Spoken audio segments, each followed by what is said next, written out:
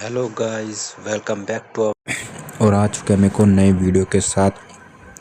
तो आज की वीडियो में बात करेंगे महाभारत के बारे में और रामायण से कुछ बातों में। तो चलिए जानते हैं आज की अपनी इस वीडियो में कि जामवंत और रावण का वार्तालाप कैसे दूर बैठे लक्ष्मण ने कैसे सुन लिया। तो जामवंत और रावण की बातें जो हो रही थी दूर बैठे लक्ष्मण ने कैसे सुनी, तो चलिए जानते हैं। तमिल भाषा में लिखी महर्षि कंबन की रामायण इरामवर्तरम में एक कथा का उल्लेख मिलता है। इरामावर्तरम रामायण की कथा अनुसार भगवान श्री राम ने तमिलनाडु के एक विशेष स्थान पहुंचकर युद्ध की तैयारी की और रावण से युद्ध करने के पूर्व वहां पर भगवान शिव का शिवलिंग की स्थापना करने का विचार किया। रामेश्वर में शिवलिंग की स्थापना करने हेतु किसी योग्य आचार्य या पुरोहित की आवश्यकता था। ऐसे में विद्वानों ने श्री राम को रावण को बुलाने के लिए कहा, क्योंकि रावण विद्वान पंडित और पुरोहित था और वह शिव भक्त भी था। अंत में श्री राम ने जामवंत जी को रावण को आचार्योक्त निमंत्रण देने के लिए लंका भेजा। जामवंत जी भी कुंभकर्ण की तरह आकार में बहुत बड़े थे। जब लंका पहुंचे तो लंका के प्रहरी भी हाथ जोड़कर उनका रावण के महल की ओर जाने वाला मार्ग दिखा रहे थे। महल के द्वार पर स्वयं रावण उनका अभिनंदन के लिए पहुंचा। तब जामवंत जी ने मुस्कुराते हुए कहा कि मैं इस अभिनंदन का पात्र नहीं हूँ, मैं वनवासी श्री राम का दूत बनकर आया हूँ। उन्होंने तुम्हें सदा प्रणाम कहा है। यह सुनकर रावण ने कहा, आप मेरे पितामह के भाई हैं, इस नाते आप मेरे पूज्य हैं। आप कृपया आसन ग्रहण करें। यदि आप मेरा निवेदन स्वीकार कर लेंगे तभी संभवतः मैं आपका संदेश सावधानी से सुन सकूंगा।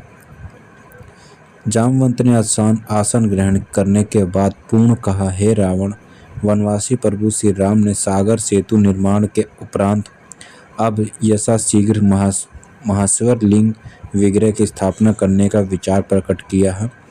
इस अनुष्ठान को संपन्न कराने के लिए उन्होंने ब्राह्मण, वैद्य और सेव कर रावण को आचार्य पद पर वरण करने की इच्छा प्रकट किया। मैं उनकी ओर से आपको आमंत्रित करने आया हूँ। रावण ने जामवंत की यह बात सुनकर हंसते हुए पूछा, क्या राम द्वारा शिवलिंग स्थापना लंका विजय की कामना से किया जा रहा है? जामवंत ने कहा, आपका अनुमान सही है। श्री राम की महेश्वर के चरणों में पूर्ण भक्ति है। जीवन में प्रथम बार किसी ने रावण को आचार्य बनाने योग्य जाना है। क्या रावण इतना अधिक मूर्ख कहलाना चाहेगा कि भारतवर्ष के प्रथम प्रशासित महर्षि पुलस्त्य के सगे भाई महर्षि वशिष्ठ के यजमान का मंत्रण और अपने आराध्य की स्थापना हेतु आचार्य पद स्वीकार कर दें? कुछ देर रुकने के बाद जामवंत जी ने कहा, लेकिन हाँ, यह जांच तो नितांत आवश्यक है कि जब वनवासी श्री राम ने इतने बड़े आचार्य पद पर पदस्थ होने हेतु आमंत्रित किया है, तब वह भी यजमान पद हेतु उचित अधिकारी भी या अथवा नहीं।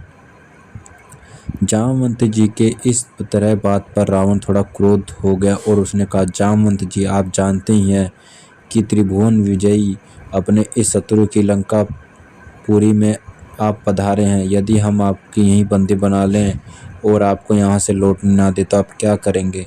रावण के यह वचन सुनकर जामवंत खुलकर हंसे और कहा, मुझे निरोधी करने की शक्ति समस्त लंका के दानवों के संयुक्त प्रयास में नहीं है, किंतु मुझे किसी भी प्रकार की कोई विद्युत प्रकट करने की ना तो अनुमति है और ना ही आवश्यकता।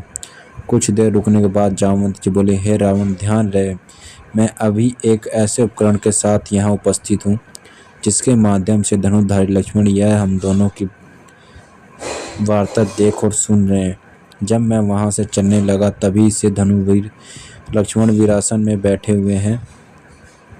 उन्होंने आचमन करके अपने तुणीर से पशुपतनर निकालकर साधना कर लिया और मुझसे कहा है कि जामवंत जी, रावण से कह देना कि यदि आप में से किसी ने भी मेरा विरोध प्रकट करने की चेष्टा की तो यह पशुपातनम समस्तम दानव कुल के संहार का संकल्प लेकर तुरंत छूट जाएगा। इस कारण भला इसी में क्या मुझे अविलंब वंचित प्रत्युत्तर के साथ सुकुशल और आदर सहित धनुधर लक्ष्मण के दृष्टि पट पर वापस पहुंचाने की आवश्यकता करें। तो ऐसे गाइस लक्ष्मण जी ने सुनी थी जामवंत और रावण की बात जब रावण को यज्ञ के लिए बुलाने गए थे जामवंत जी। तो उम्मीद करता हूँ गाइस ये वीडियो आपको अच्छी लगी। अगर वीडियो अच्छी लगी हो तो वीडियो को लाइक करते हैं, चैनल पर नहीं तो चैनल को सब्सक्राइब कर लेते हैं। मिलते हैं गाइस नेक्स्ट वीडियो में।